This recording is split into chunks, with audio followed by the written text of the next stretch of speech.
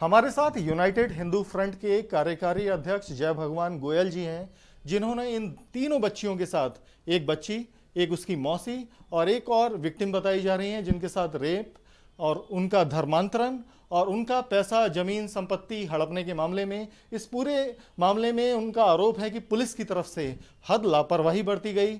मामले की जांच से लेकर आरोपी को बेल दिलाने तक में पुलिस की भूमिका पर सवाल उठाए गए हैं। और हमारे साथ इस समय जय भगवान गोयल जी हैं, इनसे ही बात करते हैं। सर, ये कैसे मामला आपके सामने आया, क्या इसकी गंभीरता है, क्या पुलिस से आपकी डिमांड रही है? हमारे कुछ कार्यकर्ताओं के माध्यम से इन बच्चियों ने मुझसे अप्रोच किया। जब मैंने इनकी सारी बात सुनी तो मुझे लगा कि मेरे को ये मामला दिल्ली पुलिस के उच्च अधिकारियों तक लेकर जाना चाहिए, क्योंकि हम शाहदरा में रहते हैं, शाहदरा थाने का मैटर है और शाहदरा की बच्चियां हैं। हमारे होते हुए हमारी बहन बेटियों के साथ खुलेआम मुसलमान उनका धर्म परिवर्तन करवा रहे हैं, उनका शोषण कर रहे हैं, उनसे रेप कर रहे हैं। माँ के साथ रेप, बेटी के साथ रेप, मौसी के साथ रेप, और तो और उनकी लगभग 5 करोड़ रुपए की जो संपत्ति थी वो धीरे धीरे धीरे सारी इन लोगों ने हड़प ली और तांत्रिक क्रिया के नाते से पूरे के पूरे घर को इन्होंने बस में कर लिया। सारे रिश्तेदार इन्होंने इसे तोड़ दिए, कोई रोसी पड़ोसी साथ में रहने नहीं दिया, जो मन चाहा वो खुला खेल खेला गया। एक लड़की के साथ तो लगातार 2005 से लेकर 10 साल की बच्ची थी, वो आज तक लगातार कई बार रेप हुआ, कई बार उसके अवर्षण करवाए गए, जो रिपोर्टें सारी इन्होंने मुझे दिखाई हैं। छोटी बच्ची जो आज मात्र 16 साल की है, 4th क्लास में पढ़ती थी, उसके साथ लगातार रेप होता रहा। उसकी माँ जो लगभग आज 45-50 साल की हैं, उनको भी नहीं बख्शा।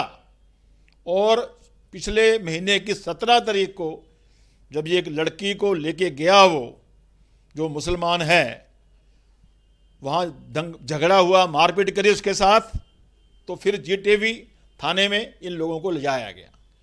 छोटी नाबालिग बच्ची ने वहाँ लिख के कंप्लेंट दी कि मेरी मौसी के साथ तो जो हुआ ही हुआ है, मेरे साथ भी ऐसा ऐसा हुआ है। उस कंप्लेंट के ऊपर वहाँ कोई कार्रवाई नहीं की गई, क्योंकि ये मामला पड़ता शाहदरा थाने का। शाहदरा थाने में छोटी बच्ची की कंप्लेंट को नज़रअंदाज कर दिया गया। उसकी मौसी की एफआईआर लिखी गई, वो भी ऐसे लिखी गई जैसे पुलिस ने चाहा। मुझे लगता है, बड़ा दुर्भाग्य के साथ मुझे कहना पड़ रहा है, कि शायद हमारा शाहदरा थाना पूरा का पूरा उस एक्यूज के साथ पूरी तरह जैसे मिला हुआ हो। अच्छा भगवान जी, कुछ फैक्ट बताइएगा कि कैसे जो एफआईआर हुई बच्ची की, उसमें क्या कमियां छोड़ी गई? क्योंकि एफआईआर हमने भी पढ़ी गई, जिसमें कुछ बातें कही गई कि पहले ये वाली शिकायत नहीं आई थी, बाद में 164 के बयान में ये वाली बात आई। तो ये कैसे, जो पुलिस कह रही है, उसमें क्या सच्चाई है? जो पहली एफआईआर दर्ज हुई शाहदरा थाने की, उस एफआईआर में छोटी बच्ची ने कहा कि मेरे सामने हुआ है। उस लड़की के जिसके साथ वो हो रहा था, उसको दोनों को लेके 164 के बयान के लिए कोर्ट में ले जाया गया। कोर्ट में दोनों मौसी भांजी की स्टेटमेंट हुई। लड़की ने बताया, जी मेरी मौसी के साथ जो कुछ होता तो होता ही रहा, मेरे साथ भी इन्होंने ऐसा कुछ करते रहे आज तक, मेरी भी कंप्लेंट दर्ज होनी चाहिए। तो जज साहब ने उसके बाद ऑर्डर किए कि इस बच्ची की भी कंप्लेंट दर्ज होनी चाहिए। वहाँ पर ये पुलिस कह रही है कि जी इसने 4 दिन बाद क्यों ये बात कही, जबकि 17 तारीख को ही लड़की ने जीटीवी एनक्लेव में लिख के दिया। उस लड़की ने जो लिख के दिया था, उसकी बेकायदा फोटो उसने अपने मोबाइल से खींच ली, जो इसने मुझे कॉपी दी है। तो पुलिस, उस अगली जो बात आती है, लड़की, बड़ी लड़की जिसके साथ 2005 से लगातार रेप और वर्षण होते जा रहे थे, उसका जो बर्थ सर्टिफिकेट है 1995 का है। जाकिर ने, जो मेन एक्यूज है, जाकिर ने उनको मुसलमान बनाने की दृष्टि से उसको दिखाया 1985 का बर्थडे, उसका एक फर्जी बना रखा उन्हें एफिडेविट। पुलिस उस एफिडेविट को मान रही है। उस लड़की का बर्थ सर्टिफिकेट है, उस लड़की का वोटर आई कार्ड है, आधार कार्ड है, पैन कार्ड है, उसका 10वीं का सर्टिफिकेट है, जबकि सबके ऊपर 1995 में लिखा हुआ है। मगर जाकिर ने 1985 लिख के, जब वो मात्र 13 साल की थी 2008 में, उसका धर्म परिवर्तन करवा दिया, बाद में उससे निकाह कर लिया। दूसरी जो FIR छोटी बच्ची की तरफ से हुई है, उस बच्ची को दिखाया गया डेट ऑफ बर्थ FIR में 1991, उस बच्चे को 30 साल की दिखा दिया गया, जबकि बच्ची को कोई भी देखेगा ये समझ जाएगा कि 14-15 साल की बच्ची है। और उस बच्ची को कहा जा रहा है कि तेरा सर्टिफिकेट जो है ठीक नहीं है, सर्टिफिकेट ठीक लेकर के आओ। बड़ी लड़की को कहा जा रहा है तुम अपने एज प्रूफ लेकर के आओ। मतलब पुलिस इन लोगों के साथ ऐसा व्यवहार कर रही है जैसे ये एक्यूज हो, ये एक्यूज है, वो एक्यूज नहीं है। लगभग 5 करोड़ रुपए की जो प्रॉपर्टी थी वो धीरे धीरे सारी बिकवाता रहा, बिकवा के लगभग 2.5 करोड़ रुपए का उसने स्कूल ले लिया, एक अपना ठाट से स्कूल चला रहा है। और जो पुलिस का अब तक का रवैया रहा है, वो सारा रवैया जो पुलिस का रहा है, मैंने पुलिस कमिश्नर से अनुरोध किया है कि इस मामले की सारी जांच की जाए। और मैंने ये भी कहा है कि मुझे ऐसा लग रहा है, मुझे कहना पड़ रहा है कि भी हमारी पुलिस कर क्या रही है। दिल्ली हिंदुस्तान की राजधानी है, अगर हिंदुस्तान की राजधानी दिल्ली में खुलेआम जाकिर जैसे लोग हमारी बेटियों के साथ ऐसा व्यवहार करेंगे, उनका धर्म परिवर्तन करवाएंगे, खुलेआम उनसे रेप करेंगे, उनकी प्रॉपर्टी पे कब्जा करेंगे, तो ये कैसे चल सकता है। ये हिंदुस्तान की राजधानी दिल्ली है। तो हमने आज रिक्वेस्ट करके पुलिस कमिश्नर साहब से बात होने के बाद ये मामला सारे का सारा क्राइम ब्रांच को भेजा है, ताकि जो असली दूध का दूध है वो पानी का पानी होना चाहिए। जो भी लोग, पूरा परिवार इसमें इन्वॉल्व है, सारे लोग जो भी इसमें लोग इन्वॉल्व रहे हैं, वो सारे के सारे लोग पकड़े जाने चाहिए। पास्को में इतनी जल्दी बेल नहीं होती, 1 महीने में पुलिस की मिली भगत से बेल भी होगी। और जो बेल ऑर्डर कोई पड़ेगा तो लगता है कि वो जाकिर अपराधी नहीं है, ये लड़कियां अपराधी हैं। जाकिर को झूठा फंसाया गया है, ऐसे ऐसे डॉक्यूमेंट, ऐसी ऐसी बातें आयोग की तरफ से कोर्ट में दी गई हैं, जिसके कारण से उसको, जज को भी बेल देने में कोई दिक्कत नहीं आई। तो इसमें सरेआम लग रहा है कि हमारी शादरा की पूरी पुलिस उसके साथ मिली हुई है। जिसको बच्चों के लिए काम करना चाहिए, लड़कियों के लिए काम करना चाहिए, एक जो ना माँ है ना बाप है, अनाथ बच्चे हैं, वो उनके साथ खड़ा होना चाहिए। उनके साथ खड़ा ना होकर के हमारी शादरा की पुलिस ने बड़े दुर्भाग्य के साथ उस जाकिर जैसे चीटर का, धोखेबाज का, धर्म परिवर्तन करने वाले का साथ दिया है, जो सरासर गलत है, जो बर्दाश्त के काबिल नहीं है। मैं इन बच्चियों के लिए, चाहे मुझे होम मिनिस्टर के पास जाना पड़े, चाहे मुझे प्रधानमंत्री के पास जाना पड़े, या मुझे कहीं धरना दे के बैठना पड़े, मुझे कुछ भी करना पड़े, मेरी महिला जो कार्यकर्ता हैं, टीम है, वो भी सक्रियता के साथ लगी हुई हैं। हमारे से एडवोकेट भी हमारी हैं जो इस काम को कर रही हैं। हम मिल करके इन बच्चियों को न्याय दिलवाएंगे, इनकी सारी प्रॉपर्टी वापस मिलनी चाहिए। और जाकिर जैसे लोग जिन्होंने इतना घृणित कार्य किया है, वो सारे के सारे जेल में जाने चाहिए। ये हमारा खुल्लम खुल्ला कहना है। ये जय भगवान है, जिनकी पूरी टीम इन बच्चियों को न्याय दिलाने के लिए लगी हुई है। और आपने सुना कि जो एलिगेशन है कितने गंभीर हैं, कैसे एफिडेविट में जो दोनों विक्टिम हैं उनकी उम्र को लेकर उनकी उम्र ज़्यादा दिखाई गई। वो नाबालिग थी जब उनके साथ एक इस तरह का अपराध हुआ था, घृणित अपराध हुआ था, तब वह माइनर थी, लेकिन उनको बालिग दिखाया गया। इस तरह की कारगुजारियां करके पुलिस पे यह भी आरोप है कि FIR भी सही तरीके से दर्ज नहीं की, कहीं ना कहीं, जिससे आरोपी को जमानत दिलाने में भी मदद मिली। ये सब जो तरीके हैं, इसी वजह से इस पूरे मामले की इन्वेस्टिगेशन पुलिस कमिश्नर से ये दरख्वास्त की गई है कि क्राइम ब्रांच को ट्रांसफर की जाए। वीडियो जर्नलिस्ट जनेंद्र के साथ अवनीश चौधरी, न्यूज नेशन दिल्ली।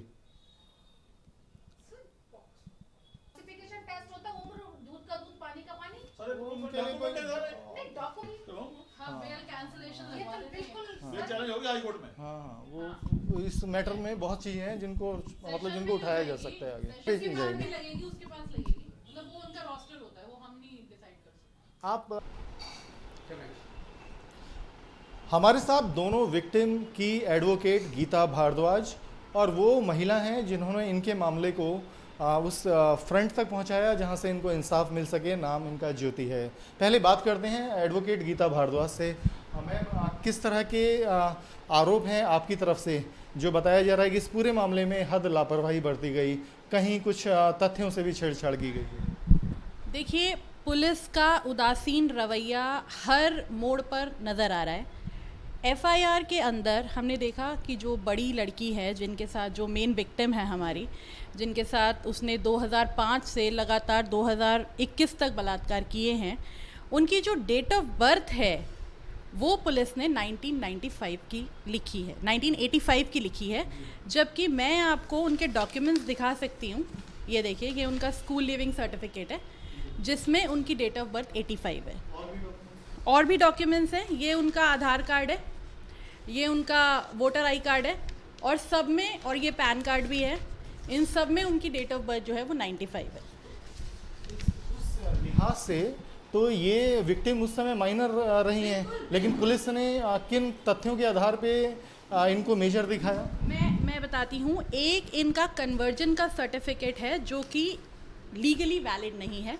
ये एक नोटराइज्ड एफिडेविट है जिसके बेसिस पर उन्होंने इनको कन्वर्ट दिखाया है। इनका नाम भी बदलकर मुस्लिम नाम मुसरत रखा है, और इस एफिडेविट पर इनकी डेट ऑफ बर्थ उसने 1985 दिखाई है, जिसके बेसिस पर पुलिस ने एफिडेविट के ही बेसिस पर इनकी डेट ऑफ बर्थ 85 की ले ली है।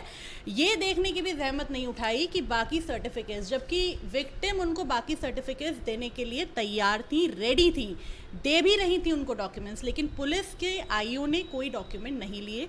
तो ये एक बहुत बड़ा लैप्स है पुलिस की इन्वेस्टिगेशन के ऊपर।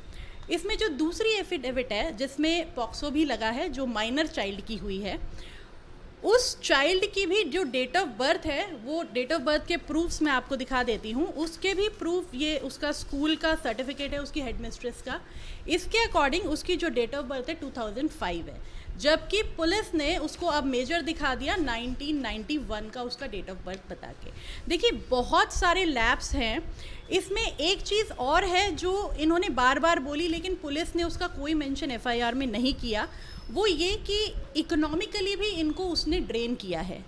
5 करोड़ की इनकी प्रॉपर्टी थी जिसको उसने बेच लिया, और आज की डेट में वो एक अपना बहुत बड़ा स्कूल चला रहा है, और जो इन विक्टिम्स ने हमें बताया है वो एक एनजीओ भी चलाता है जिसमें वो शायद महिला कल्याण का ही काम करता है, लेकिन खुद वो कैसे काम कर रहा है वो सब हमारे सामने रिपोर्ट्स हैं। एक और भी बात जो लैब्स इन्वेस्टिगेशन में आई है वो ये आई है कि इस लड़की की एमटीपी यानी कि मेडिकल टर्मिनेशन ऑफ प्रेगनेंसी उसने कई बार कराई है, कम से कम 7 या 8 बार के रिपोर्ट्स तो इसने हमें दिखाए हैं। तो वो कोई भी रिपोर्ट जो है पुलिस ने, आईओ ने रिकॉर्ड पर नहीं लिया है। उसके बाद हादसे के दिन जो है 17 जून 2020 को ही जो छोटी बच्ची थी, यानी कि जो माइनर बच्ची थी, उसने भी अपनी कंप्लेंट रिटर्न में पुलिस को दी थी, लेकिन पुलिस ने उस बच्ची को ये बोला कि अगर तुम अपनी कंप्लेंट दोगी तो हम तुम्हारी लिखेंगे, तुम्हारी मौसी की नहीं लिखेंगे। इस कारण उस बच्ची ने भी अपनी रिपोर्ट वापस ली, जो हमारे संज्ञान में आया है। तो इस तरीके के बहुत सारे लैप्स हैं। जबकि देखिए 164 के बयान में, हालांकि ये जो एफआईआर था पॉस्को का, पुलिस को ही लिखना चाहिए था, लेकिन जज साहब के सामने जब इस बच्ची ने ये बात बताई कि इसके साथ भी घृणित कार्य हुआ है, तब जाके जज साहब के कहने पर पुलिस ने एफआईआर नंबर 166 जो है वो दर्ज की है। लेकिन अभी भी बहुत सारी ऐसी चीज़ें हैं जो during the course of investigation police को निकालनी चाहिए, लेकिन वो नहीं निकाल रहे हैं। जैसे कि इस लड़की को ये कहना कि तुम्हारे एमटीपी के रिकॉर्ड्स हम रिकॉर्ड पर नहीं लेंगे क्योंकि वो मटेरियल नहीं है इस केस के लिए, क्योंकि तुम 2005 से उसके साथ रह रही हो। अरे रेप है। विशाखा के गाइडलाइंस उनको देखने चाहिए। क्या उनको नहीं पता है कि विशाखा के क्या गाइडलाइंस है? अगर एफआईआर में किसी भी तरह का डिले है या लैप्स है तो उसकी रीजनिंग प्रॉपर उनको देना चाहिए। वो ये नहीं कह सकते कि हम रिकॉर्ड पे नहीं लेंगे क्योंकि तुम 15 साल से साथ में थे। That's it. हमारे साथ ज्योति भी हैं जिन्होंने इन दोनों बच्चियों के मामले को पुलिस तक पहुंचाया, उस संगठन तक पहुंचाया। ज्योति जी, कैसे ये पूरा मामला आपकी जानकारी में आया और आपने कैसे मदद पहुंचाई? ये दोनों ही मुझे रैंडमली मिले और इन्होंने मुझे अपने साथ हुए फिज़िकल असॉल्ट और मेंटली टॉर्चर और जो इनके संग हरासमेंट हुई है वो बताया। क्योंकि मैं यूनाइटेड हिंदू फ्रंट के साथ जुड़ी भी हूँ, एक महिला कार्यकर्ता हूँ इस संगठन के साथ, जय भगवान गोयल जी के साथ, तो मैंने इनको उचित समझा एक सही प्लेटफॉर्म देने के लिए, एक सही जगह दिखाने के लिए जब इनकी कहीं सुनवाई नहीं थी तो मैं इनको यहाँ लेकर आई, गीता मैम के पास लेकर आई, गोयल साहब जी के पास लेकर आई और इनको आश्वासन दिया कि ये संगठन और हम लोग जहाँ तक हो सकता है मुमकिन इनकी कोशिश करेंगे, क्योंकि जो इनके संग किया गया है वो सिर्फ एक फ़िज़िकल असॉल्ट नहीं है, वो मेंटली भी है, वो फिनेंशियली भी है, वो एक कम्प्लीटली हरासमेंट है। ये लोग हैं जो इस पीड़ित परिवार को और जो विक्टिम हैं उनको न्याय दिलाने की कोशिश कर रहे हैं।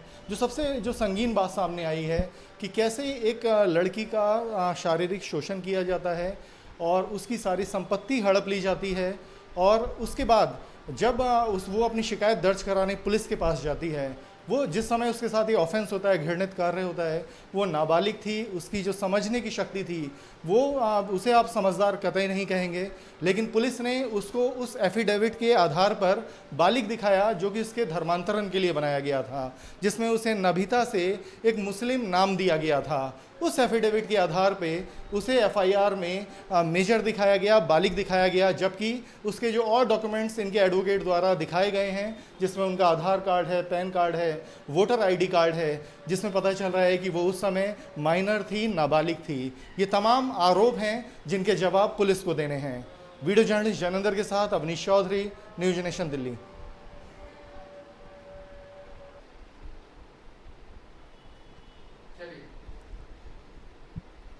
हमारे साथ वह दोनों विक्टिम हैं जिसमें मौसी है, भांजी है और इनकी आप बीती आपको झकझोर देगी।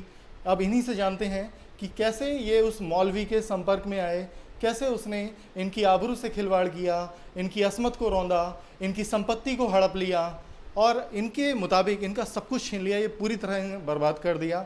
और इस समय हमारे साथ हैं, इन्हीं से जानते हैं जिनकी शिकायत पर पुलिस एफआईआर भी दर्ज कर चुकी है। आप की पहचान बिल्कुल सामने नहीं आएगी, लेकिन आपके साथ जो कुछ हुआ वो आप खुलकर बता सकते हैं। कैसे उसके संपर्क में आए थे आप? मैं सन 2005 में, मुझे उससे पहले दौरे पड़ते थे जो मेरे बंद नहीं हो रहे थे, जिसकी वजह से मैं मौलवी नूरुद्दीन के पास गई, जहाँ पे मोहम्मद जाकिर हुसैन और मेहरबान काले चोगे में थे, जिनसे मेरी मुलाकात हुई। उन्होंने कहा कि दौरे का इलाज हो जाएगा 2500 में। फिर उसके बाद यहाँ से मोहम्मद जाकिर हुसैन मेरे को 21 तारीख को अपने घर बुलाया, फिर 22 तारीख को मेरे घर आया कि इस लड़की को लेके जाना है दरगाह पर। अर्थला पीर पे नहीं लेके गए, उससे पहले मुझे ये भोपरा से आगे फ्लैट पड़ते हैं, उस जगह लेके गए। साल 2005 की बात है, आपको दौरे आते थे, आप इस जाकिर और जो इसके साथी थे इनके पास गए इलाज के लिए और इन्होंने कहा कि इलाज के लिए आपको मज़ार पे जाना होगा। ये आपके घर भी पहुंच गए और आपको वहां ले जाने की बजाय एक फ्लैट पर ले गए। वहाँ पे इन्होंने मुझे गेट खोला, नशीला पदार्थ पानी में दिया। वहाँ पे एक लेडीज़ थी जिसका नाम हुस्ना बानो था, उसने अंदर चक्कर आए, ज़बरदस्ती करी दोनों ने। मैंने जब घर जाके कुछ भी नहीं बता पाई, डर गई थी काफ़ी ज़्यादा, क्योंकि हमेशा इनके बड़े बड़े लोगों से लिंक रहे हैं, जिसमें सलीम पहलवान, उम्मेद पहलवान और मनोज धामा। इन दोनों का क्या नाम है जो जिन्होंने आपको रेप किया, जो मेन एक्यूज्ड हैं? जाकिर और मोहम्मद जाकिर हुसैन, जिन्हें मेरे साथ लगातार रैप करते रहे और घर में ये कह दिया मेरी बीवी है, कबूल 3 बार कबूल बोला गया है। और फिर लगातार ही बलात्कार करते रहे, लगातार हमें धमकी देते रहे। मेरी भांजी के साथ भी हुआ। आपके साथ एक निकाह का सर्टिफिकेट एफिडेविट भी बनवाया गया था, वो कब हुआ, किस हालात में हुआ? वो एक निकाह का सर्टिफिकेट नहीं है, वो केवल एक कलमा पढ़ के मुस्लिम का प्रूफ बनवा लिया गया। धर्म बदलवाया उन्होंने? हाँ जी, हमारा धर्म बदलवा दिया गया, परंतु मैंने आधार कार्ड में अपना नाम चेंज नहीं करा उनकी दबिश के कारण। हाँ जी। तो क्या आप पे किस तरह का दबाव डाला गया था जब आपको हिंदू से मुस्लिम बनाने की कोशिश की गई या एफिडेविट पे जब नाम डाला गया? कैसे दबाव बनाते थे आपको, कैसे डराते थे? ये सुन्नत है, तुम जन्नमी हो, इस तरीके से हमें डराया जाता था कि जन्नमी हो, तुम्हारे साथ ये हो जाएगा। मेरी सिस्टर जो थी उसका डिवोर्स केस चल रहा था और हम उससे भी काफ़ी परेशान थे। जब हम बाहर जाते थे तो हमें बाहर भी इस तरह के लोग मिलते थे जो हमें डरा देते थे काफ़ी ज़्यादा। हमारा बाहर निकलना भी होता था तो केवल एक इजाज़त के तौर पर, अगर मैं और हमें किसी भी तरह के मोबाइल नहीं चलाने दिए जाते थे, ना ही हमारे पास कोई टीवी सुविधा थी। टीवी है घर में पर उसमें नेटवर्क नहीं है बिल्कुल भी। तो आपको अपने कब्जे में रखा, एक तरीके से कैद रखा। हाँ जी। और किसी बाहर वाले के संपर्क में नहीं आने दिया। नहीं, बाहर वाले के संपर्क में ना मेरे चाचा ताऊ का संपर्क हो पाया, ना ही मेरी पड़ोसियों का, ना ही मेरी कोई सहेली बनने दी। जहाँ भी थे मेरे पिताजी की पिटाई करी जाती थी। अगर मैं कभी निकल भी जाती थी तो इनके ऊपर जो बाबा आते थे उनसे माफ़ी मंगवाई जाती थी कि माफ़ कर दो, माफ़ कर दो, माफ़ कर दो। इस तरीके के उनसे साथ कई बार मार पिटाई भी हुई, जिसके लिए जीटीबी हॉस्पिटल में कई बार इमरजेंसी में मेरे आप डाटा चेक करें तो उसमें सारा रिकॉर्ड आएगा कि मेरे पैर भी टूटे हैं, हाथ भी टूटे हैं। इस तरह की मार पिटाई हुई है कि मैं इमरजेंसी में पहुंची हूँ। आपके अबॉर्शन की भी बात आपने एफआईआर में लिखाई है, और एक बार नहीं कई बार। हाँ जी, ये ज़बरदस्ती मेरे अबॉर्शन कई बार करवा चुके। गोली देते थे, चाय में घोल के हमें नशा देते थे, उसी में कह देते थे कि पेट में कोई चीज़ आ गई है और इस तरीके से कोई मामला आ गया है। ऊपर ही चक्कर बता के भूत हाँ प्रेत जी, बता हाँ जी, कि इसके फादर ने कुछ इस तरीके से करा दिया कि वो बच्चा तुम्हारे पेट में आ गया, बच्चा नहीं मतलब कोई चीज़ आ गई है और तुम्हें निकालनी है, वो इस तरीके से निकलेगी। उसके बाद हमें चाय में घोल के खिला दी जाती थी। कितनी बार अबॉर्शन कराया होगा? मेरा 25 से 30 बार अबॉर्शन हुआ है, जिसमें से कुछ फेक रिपोर्ट्स, फेक आईडी पे इन्होंने रिपोर्ट्स नाम लिखवाए हैं मेरे, वो मेरे पुलिस थाने वाले नहीं ले रहे हैं। जो मेरे नाम की है लास्ट में मेरा हुआ है, डेट मैंने उसमें मेंशन है, मेरी जीवन ज्योति में हुआ है। तो उम्र भी उस समय कम थी, जो कि सर्टिफिकेट में ज़्यादा दिखाई गई। और अब आपको कैसे लगा कि अब आपको पुलिस के पास आप कब गई, किन हालात में गई, जब आपको लगा कि अब आपके में हिम्मत आई है कि आप अपनी बात आगे रख सकते? मेरे पिताजी का 2019 सितंबर 10 तारीख को देहांत हो गया। उसके बाद मेरे भाई का मोहम्मद जाकिर जी पे प्रेशर था, जब तुमने कबूल किया है तो इसे लेके जाओ। वो हर बार झांसा देते रहे, ले जाऊंगा, इस तरीके से फार्म हाउस किया, लहंगे लेके आऊँगा। पर अब भाई का अंत हो चुका था। भाई ने कहा अब 17 तारीख को 4 बजे मेरे भाई ने फ़ोन किया, लेके आए, आओ तुम इसे लेके जाओ। उन्होंने कहा ठीक है, मैं ध्यान रखूँगा और इसे लेके जा रही हूँ। मेरे भाई ने कैश और सामान देके रुखसत कर दिया। रुखसत करने के बाद वो मेरे को फ्लैट नंबर 49 पे लेके गए अपने घर पर, मुझे बैठाया, कहने लगे कि मेरे अब्बा से बात नहीं करोगी। ऊपर से नीचे आए तो कहते हैं कि फिरोज कमरा देखने गया है। फिर सारे में मुझे घुमाते रहे। रात का टाइम हो गया, भाई ने कहा अब इसे घर लेके जाओ। मैंने भी कहा कि कहते हैं हमारे घर पे ही रहेंगे। भाई ने कहा नहीं, दुल्हन जा चुकी है, अब 3 दिन बाद आएगी वापसी। पुलिस के पास आपका जब जाना हुआ तो पुलिस की कार्रवाई से आप संतुष्ट हैं? नहीं, जीटीबी एनक्लेव की थाने की पुलिस ने मेरा बैग नहीं दिलवाया। पीसीआर वैन ने मुझे मना कर दिया। मेरे भाई गया तो हुस्ना ने बैग कार की चाबी देने से मना कर दिया। मेरी मार पिटाई हुई काफ़ी ज़्यादा। और जीटीबी एनक्लेव में भी मेरे भाई को बाहर रखा गया। वहाँ पे भी एक ही 2 एप्लीकेशन होनी थी, एक ही एफआईआर, यहाँ पे भी एक एफआईआर। इस तरीके से मुझे हर तरीके से मायूस कर दिया गया। आपकी भांजी आपके साथ है, ये कैसे उस आदमी जो जाकिर जिसका आरोपी है उसके चंगुल में आई? इनका जो मुस्लिम लोगों का जो मोहम्मद जाकिर का है, ये है कि जो पहली बार लड़की हो, जो वर्जिनिटी जिसे कहते हैं, इनका टारगेट ये होता है वर्जिनिटी को तोड़ा जाए और अपना एक सिफली इल्म होता है उसे बढ़ाया जाए और लड़कियों को इतना सेक्सी बना दिया जाए। वैश्यावती करवाई गई, जिसमें मैं फ़ोन नंबर भी दे सकती हूँ। वो लड़के मुस्लिम ही थे। वैश्यावती करवाई गई पीट के, और इतनी आदत डाली जाती है नशे की, जिसमें शराब वगैरह सब कुछ। पर जब मैं थाने में लिखना बात चाहती हूँ तो वो कहते हैं एक बात लिखी जाएगी और कोई बात नहीं लिखी जाएगी। वो मेरी रामायण सुनना ही नहीं चाहती। वो कहती हैं तुम्हारी रामायण हमें नहीं सुननी है। आईओ की लैंग्वेज ये थी जब आप शिकायत करने गई कि हमें तुम्हारी रामायण नहीं सुननी, पॉइंट टू पॉइंट बात करो। ये विक्टिम है, ये वाली बात हमारे सामने भी आई कि जितनी इनकी आप बीती है, जितनी बातें ये हमसे कर रही हैं, इतनी बातें पुलिस ने नहीं सुनी। अगर पुलिस इनकी बात सुनती तो ये ऑफेंस सिर्फ रेप और जो इसमें जो बाकी सेक्शन लगे हैं वहाँ तक सीमित नहीं रहता, इनकी प्रॉपर्टी हथिया ली गई।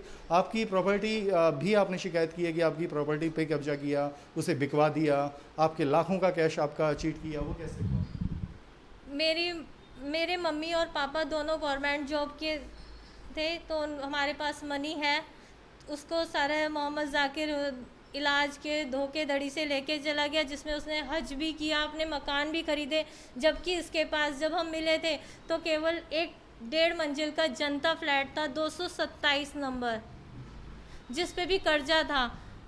वो सारा मोहम्मद जाकिर ने अपना स्कूल भी खरीदा, नोएडा में भी ज़मीन खरीदी, उसके घर में उपले पाथने का काम होता था।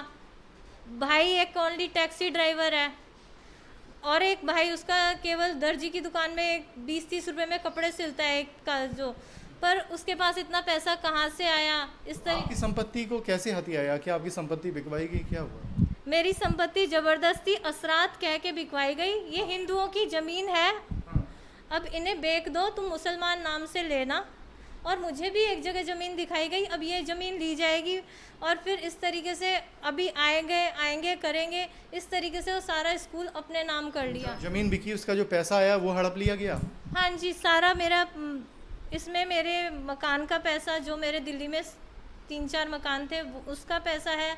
दूसरा मेरे मम्मी पापा की और दादा दादी की पुश्तैनी ज्वेलरी भी है, और मेरे गांव में जो पुश्तैनी ज़मीन और अदर ज़मीन थी उसको भी बिकवा दिया गया। और जो मेरी बहन की तलाक की रकम अकाउंट में आई हुई थी, पापा ने कहा था कि बैंक में रहनी चाहिए, उन्होंने कहा कि नोटों में असरात हैं, इन्हें निकालो, वो भी मोहम्मद जाकिर हुसैन लेके चले गए। मेरी रात का मतलब कि मतलब वो आपके खराब हो चुकी हैं, वो चीज़ें असरात आ चुके हैं, उन चीज़ों में ख़राब हो चुकी हैं।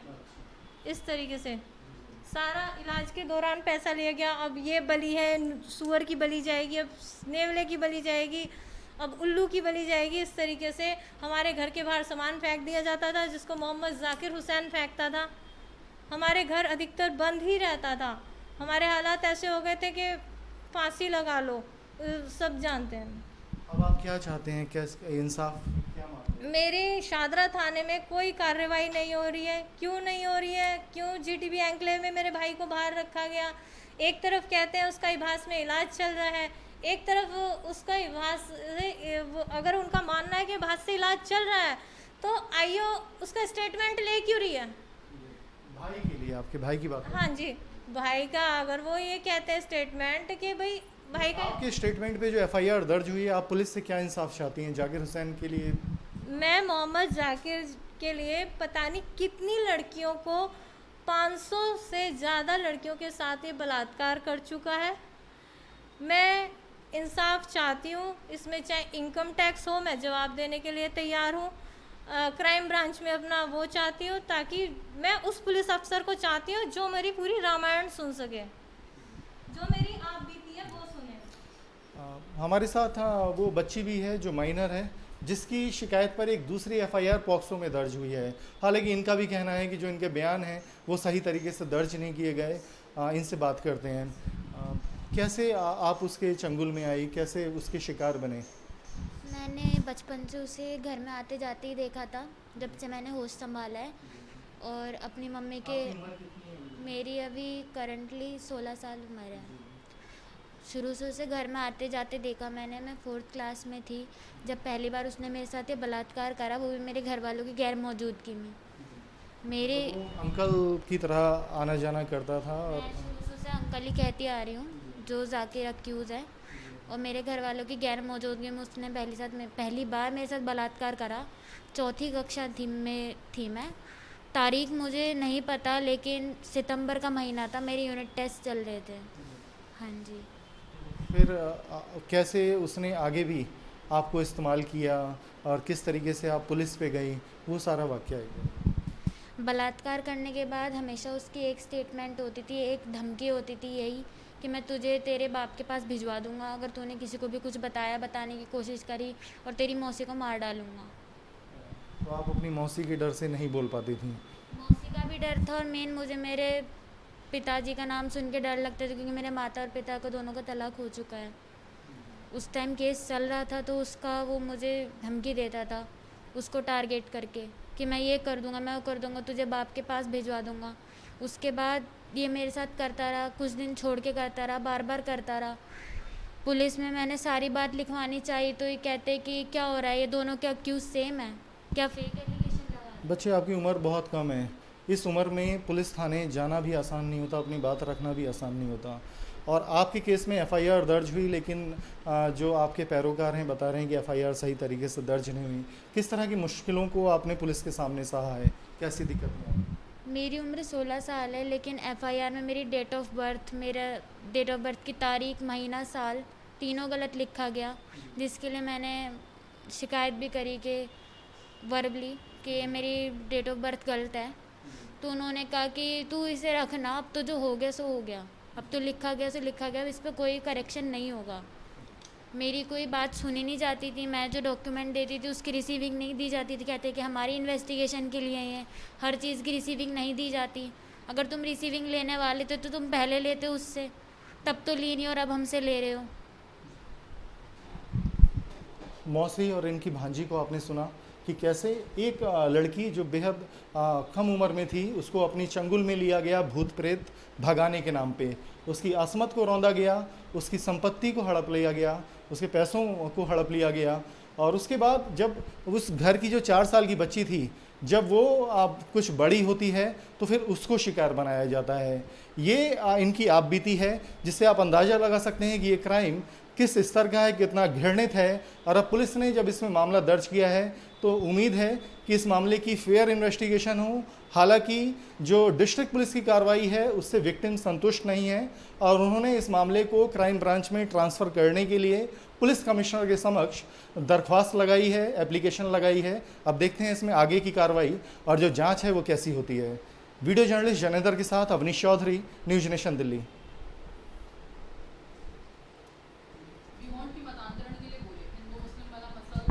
नहीं तो वो तो बोला ही उन्होंने, धर्मांतरण करवा।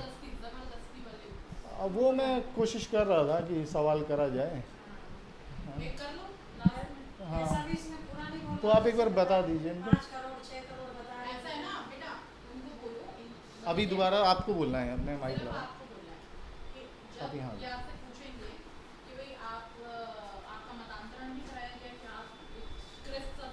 धर्मांतरण ना? हाँ,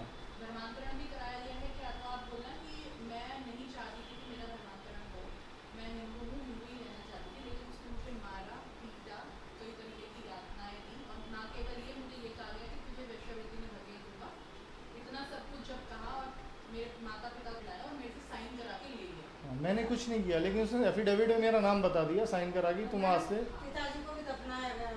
ये भी बताना कि उसके बाद उन्होंने मतलब हमारे जो पिताजी एक्सपायर हुए तो उनको भी दफनाया। इसलिए मैंने सवाल नहीं किया ना, मैंने कहा फिर वो ठीक है, कोई बात नहीं। तो पीठ पे क्या बता रहे हो आप? जो है इसका नाम लिखवाया था, काफी जोया। कहाँ लिखा है? तो जब इसका धर्मांतरण नहीं कराया तो जोया क्यों लिखाया? कि अब वैसे तो वर्बली कोई हाँ। लिखित में कोई नहीं था धर्मांतरण, पर वर्बली के भाई अब तुम मुस्लिम हो गए हो, कलमा वगैरह पढ़ो, अब तुम्हें नमाजें वगैरह पढ़।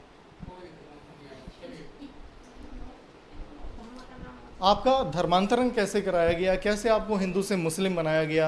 किस तरह का दबाव डाला जाता था? इसमें हमें दर्द शरीफ कलमा पढ़ाया गया और उसके बाद सन 2008 में एक नोटरी पेपर पर मेरे सिग्नेचर ले लिए गए। उसके अलावा भी और बहुत से कोरे पन्नों पर भी सिग्नेचर लिए गए हैं। किस बाद आपको बताया कि आपका धर्म बदल गया? हाँ जी, मेरा धर्म बदल गया, कबूल करके शादी हो गई है इसी तरीके का। और ज़बरदस्ती बलात्कार पे बलात्कार और एबॉर्शन पे एबॉर्शन और एक वैश्यावती की ओर धकेला गया और भांजी को भी एक और इल्ज़ाम लगाने को कहा गया। नहीं, देखिए इस पे दोबारा करते हैं। इल्जाम भांजी का इल्जाम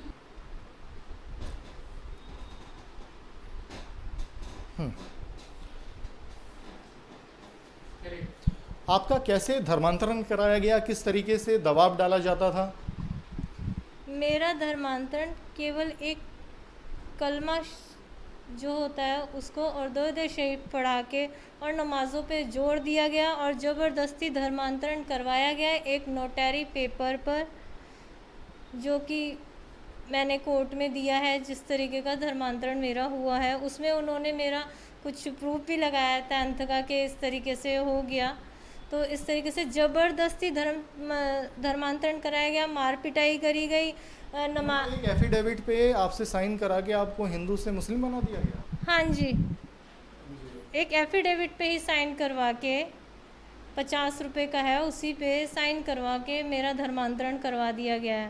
आपके परिवार पे भी कोशिश थी धर्मांतरण की? आपके परिवार में और किस किस का धर्म बदलवाया गया? आपके पिता का संस्कार कैसे हुआ? मेरे पिताजी का जो संस्कार था वो उन्हीं के जरिए सुंदर नगरी कब्रिस्तान में दफन करा दिया गया ज़बरदस्ती। आपके पापा हैं, उनका भी धर्म बदलवाया गया था? उनको भी मुस्लिम बनाया गया था? उनका कोई मुस्लिम प्रूफ नहीं है, उनका कोई वो नहीं है, वो एक गवर्नमेंट जॉब के थे तो उनका कोई प्रूफ नहीं है हमारे पास, पर वो सुंदर नगरी उनको दफन सुपुर्दे खाक किया गया मुस्लिम रीति रिवाज से। उनको सुपुर्दे खाक किया गया, हमें एक धोखा दिया गया है, झांसा दिया गया है। इसके खिलाफ मैं अपनी जो सरकार है माननीय मोदी जी से ये चाहती हूँ कि ऐसे मैं एक विक्टिम हूँ और ऐसे अपराधी की कठोर से कठोर सज़ा होनी चाहिए, तहकीकात होनी चाहिए इसमें कितने आपराधिक मामले जुड़े हुए हैं। मुझे ये उम्मीद है कि मेरे साथ न्याय हो। तेजाब डलने के बाद लड़कियों से मिला जाता है, क्यों? पर उससे पहले क्यों नहीं मिला जाता? अभी कुछ दिन पहले खबर आई है, आप विधायक जी मिली तेजाब विक्टिम से, क्यों मिली? उससे पहले क्यों नहीं मिली? मेरे ऊपर तेजाब डलने का इंतज़ार किया जा रहा है या गाड़ी से मारने का इंतज़ार किया जा रहा है? पहले मेरी तहकीकात करो तेजाब डलने से पहले और अपराधी को सज़ा दो, उसे सज़ा दी जाए हर तरीके से। उसने मेरे पूरे परिवार का सारा धन वन सब हड़प लिया। उसके पास क्या था उसकी जानकारी ले इनकम टैक्स ब्यूरो।